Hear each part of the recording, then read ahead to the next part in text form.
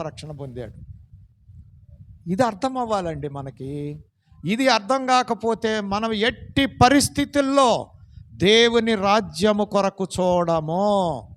అవసరమైతే యేసయ్యను కూడా లోకరాజ్యములోకి లాక్కొచ్చి, ఈ లోకరాజ్యంలో ఆయన ఉంటే లోకములో మనకు ఆశీర్వాదాలు వస్తాయని ఆయన కూడా లోకంలోకి లాక్కొస్తాం.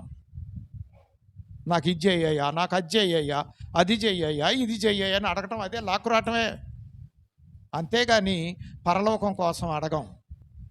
మార్పు వచ్చినోడు అడిగాడు, మార్పు లేనోడు లోకం గురించి అడుగుతున్నాడు. నువ్వు దిగు, నన్ను దింపు.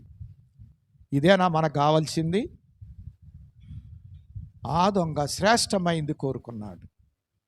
అది మార్పు కలిగిన జీవితం. కాబట్టి మన జీవితాలలో మరి క్రిస్మస్ ఆనందం, వంశావళి యేసయ్య వరుసలోనికి వచ్చి, దావీదు వరుసలోనికి వచ్చి, అబ్రహాము వరుసలోనికి వచ్చి, భక్తుల వరుసలోనికి వచ్చి యేసయ్యను మనం ఆరాధించాలి.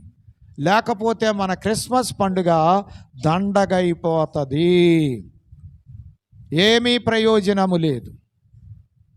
కాబట్టి అర్థం చేసుకుందాం. ఆయన అబ్రహాము కుమారుడు, దావీదు కుమారుడు.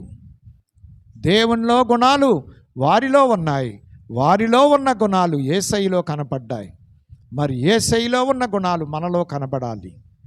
అదే క్రిస్మస్, అదే మనము దేవుని రాజ్య వారసులమని యేసయ్య వంశావళిలో ఉన్నామనటానికి రుజువు. అది లేకపోతే రుజువు లేదు.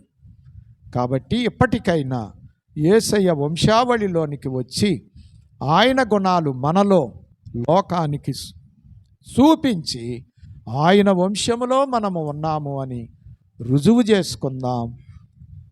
దేవునికి వారసులమవుదాం, దేవుని రాజ్యములో చేరుకుందాం. అట్టి ధన్యత ప్రభువు దయచేయునుగాక. ఆమేన్. పరిశుద్ధుడా, కొద్ది మాటలు దీవించండి, మా అందరిలో ఫలింప చేయండి. యేసు నామమున వేడుకొనుచున్నాం తండ్రి. ఆమేన్. మరణాతా.